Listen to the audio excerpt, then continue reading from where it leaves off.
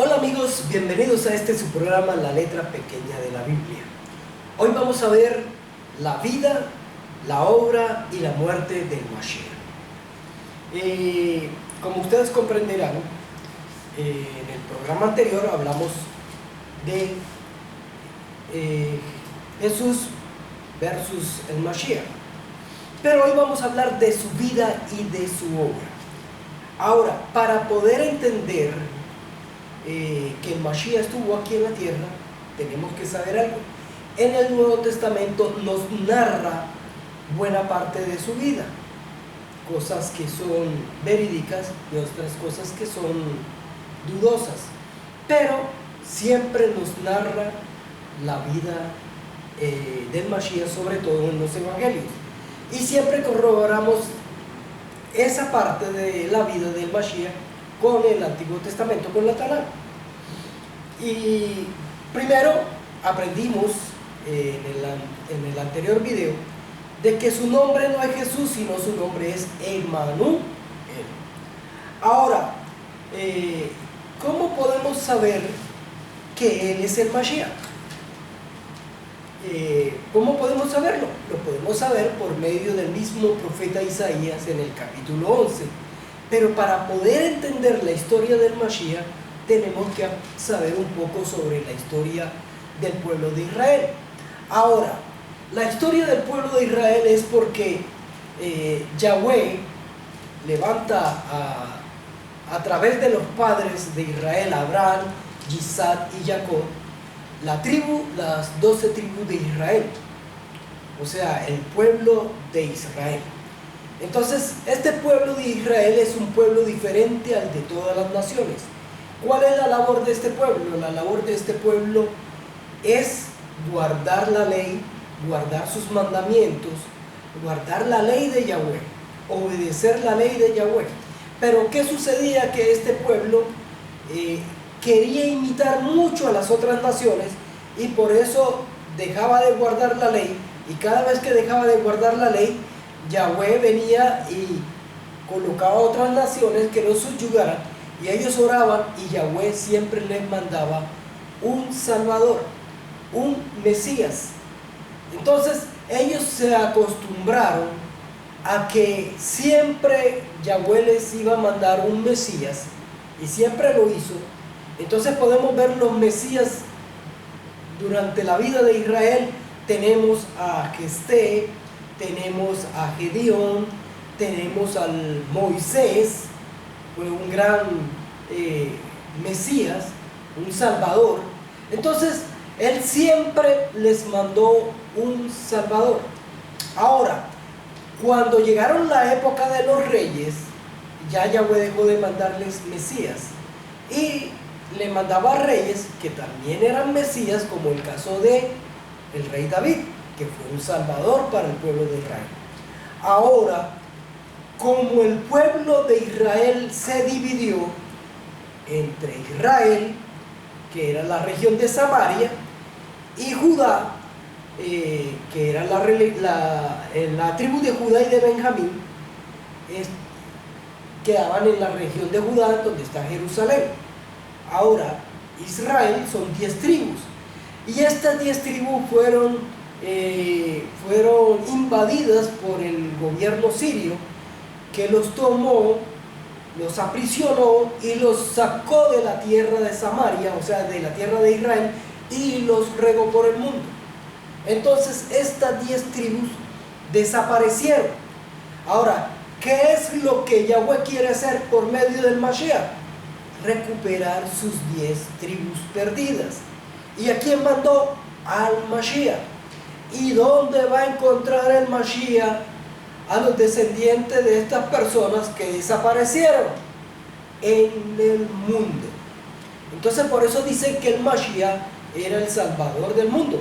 Sí es el Salvador del mundo, pero el Mashiach lo que vino fue a buscar fue a las 10 tribus perdidas del pueblo de Israel. Esa es la función de él. ¿Y dónde la va a encontrar? Regadas por todo el mundo. Ahora vamos a ver cómo se ha cumplido a través del tiempo su obra, que era hacer que el pueblo que las 10 tribus perdidas, regresen a Israel. Vamos a leer primero cuáles son las características del Mashiach. Entonces eso lo tenemos en Isaías capítulo 11, versos 1 hasta el verso 5.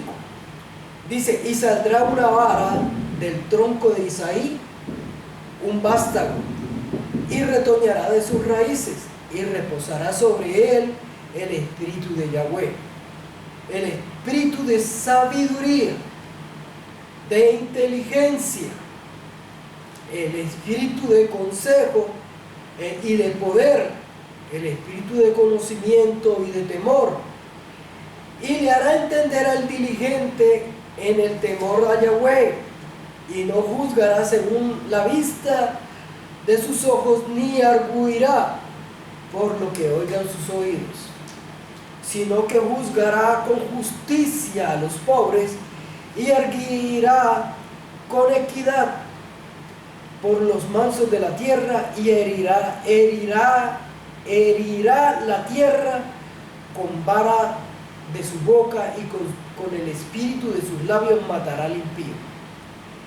Y será la justicia cinto de sus lomos, y la fidelidad ceñidor de su cintura.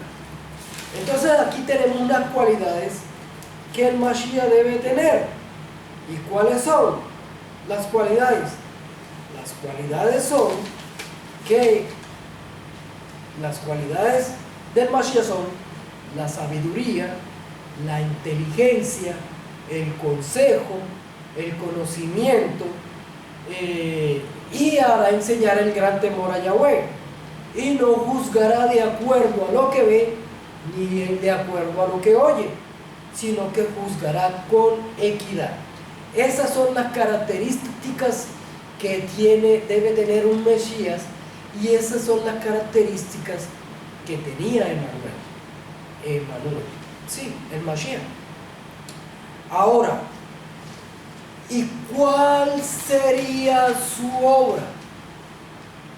Que es aquí donde más se asemeja la obra de nuestro Mashiach, es aquí en la obra, es donde podemos ver todo lo que ha hecho el Mashiach, para que nosotros podamos comprender que Él vino. Entonces vamos a ver, primera cosa que realizó el Mashiach: hacer que la humanidad vuelva sus ojos al Eterno, a nuestro Padre Celestial. Vamos a ponernos en el caso del Mashiach, en el año 0 de nuestra era común, o sea, en el año 0, en la época 30, 40, 50 de nuestra era común, o sea, de la era cristiana. Vamos a ponernos en ese momento. Vamos a tratar de vivir cómo era la vida en esa época. Primero que todo, en esa época no existía el cristianismo, sino que existía una religión que era totalmente pagana y que adoraba muchos dioses. Para cada día había un dios, para cada mes había un dios, y había muchos ídolos. Y esa religión se llamaba el helenismo, que era una raíz que tenía sus raíces en la mitología griega. Entonces era una religión idólatra. Ahora, ¿por qué Yahweh permitió que al Mashiach le cambiaran el nombre al nombre de Jesús? Para poder acercar al mundo occidental a las creencias judías, para que veamos al Mashiach como una persona romana o como una persona griega. Se le cambió el nombre. Entonces Yahweh permitió que se le cambiara el nombre para que los romanos lo vieran, para que las personas que no eran judíos lo vieran. Y por medio del nombre de Jesús pudimos conocer al Mashiach. Porque si hubiera sido un judío, un nombre judío, no lo iban a mirar. Entonces, ¿cómo lo miraron?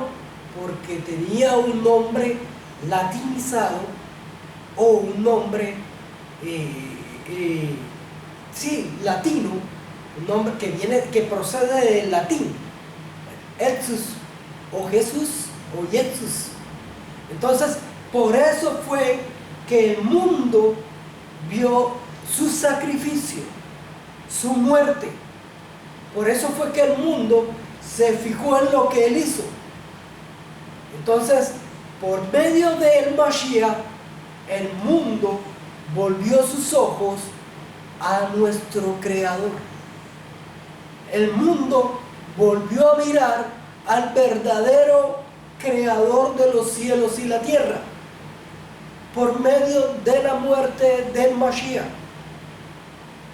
Porque antes la humanidad era idólatra, totalmente idólatra, y eran muy pocos los que seguían, o solamente eran muy pocos los que seguían en esa época a nuestro Creador, que era el pueblo judío.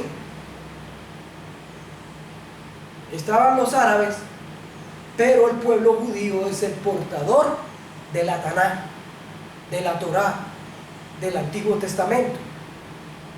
El pueblo de Israel es la casa de Yahweh, es el pueblo de Yahweh, es el que porta las escrituras sagradas, y por medio de esas escrituras sagradas, ahí aparece por profecía al Mashiach, y el Mashiach hizo su obra, y una de sus grandes obras fue volver a la humanidad, hacer que las caras de la humanidad se volvieran a adorar a nuestro Creador, a Yahweh, el Creador de los cielos y la tierra. Ese es el primer punto a favor del Mashiach, de Emmanuel, para decir que Él ya vino y que Él cumplió con eso. Entonces, hoy en el mundo hay miles y millones de personas que adoran al verdadero Yahweh de alguna u otra forma. Así no lo obedezcan. Pero el mundo cree que hay un solo Elohim, porque Yahweh mandó al Mashiach y el Mashiach cumplió con ese punto. El segundo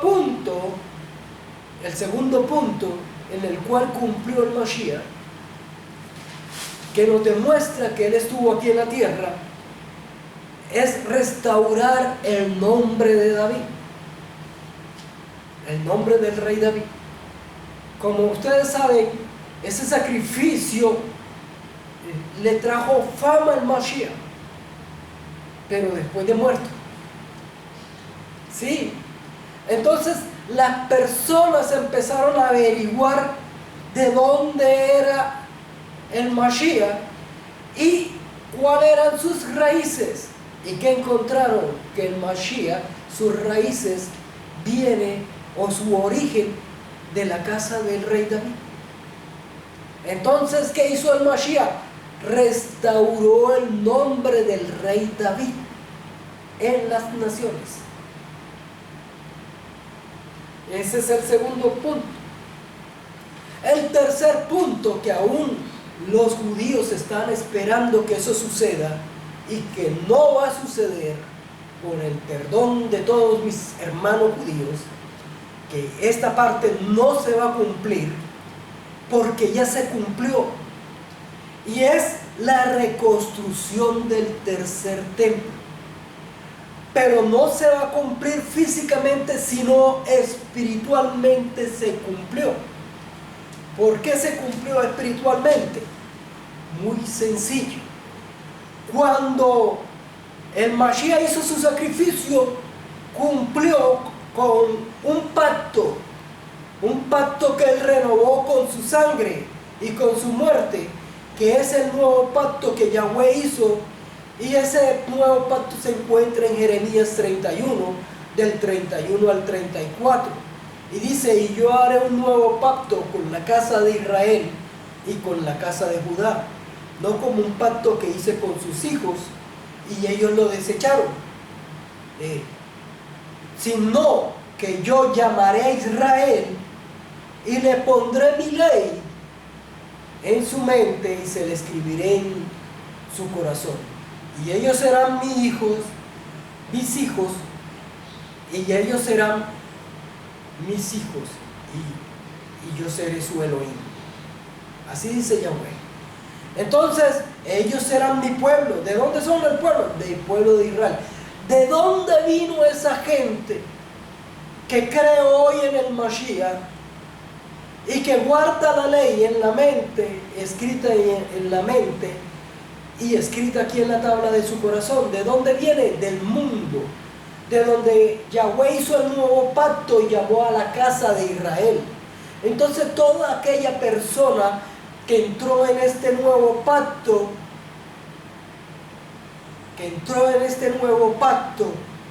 de guardar la ley en la mente y escribirla en la tabla de su corazón, pertenece al pueblo de Israel, al nuevo pueblo de Israel escogido por Yahweh. ¿Y qué tiene que ver esto con el nuevo templo?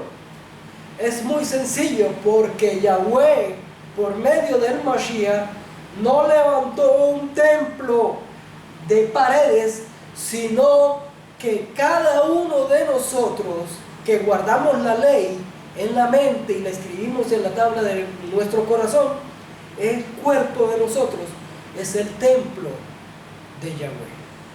Este cuerpo es el templo de Yahweh.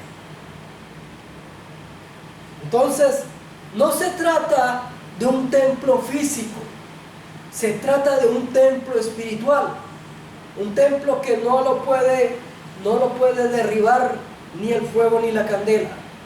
Solamente ese templo lo puede derribar es el pecado, porque hay que tratar de no pecar. ¿Qué es pecado? Incumplir con la ley. De eso es el pecado, incumplir con la ley. Ahora, ese es el nuevo templo que el Mashiach construyó. Lo construyó a raíz de su muerte. Y hay otro punto más importante también. En la época cuando Yahweh, el pueblo de Israel, se tomó la tierra santa, la tierra sagrada de Israel, antes de que fuera antes de que fuera esparcido y fuera tomado por los romanos y por los griegos. Antes de eso, Israel era una tierra común y corriente, y lo único que la hacía atractiva a Jerusalén era la sabiduría de sus reyes y su modo de política ante las demás naciones. Pero Israel viene a tomar un punto espiritual y viene a tomar una gran punto espiritual ahora en el mundo. Es después de la muerte del Mashiach. Muchas personas ven a Israel como una ciudad espiritual y una ciudad importante ante el mundo, pero desde el punto de vista espiritual. Y los de los árabes lo ven como la ciudad deseada, y todo el mundo quiere destruir, muchos de los árabes quieren destruir al pueblo de Israel y quieren apoderarse de la ciudad de Jerusalén.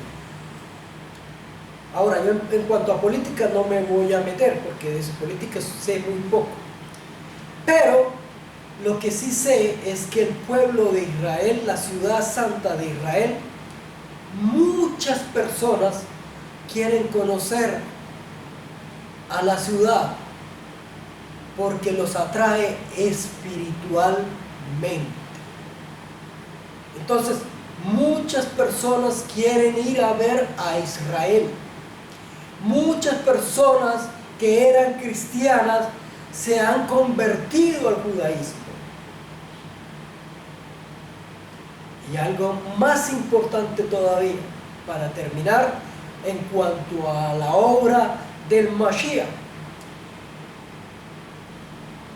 Hay un verso bíblico que dice en Juan, lo dijo el Mashiach, en Juan 14, verso 2, dice: en la casa de mi Padre muchas moradas hay. La casa de mi Padre es la casa de Israel.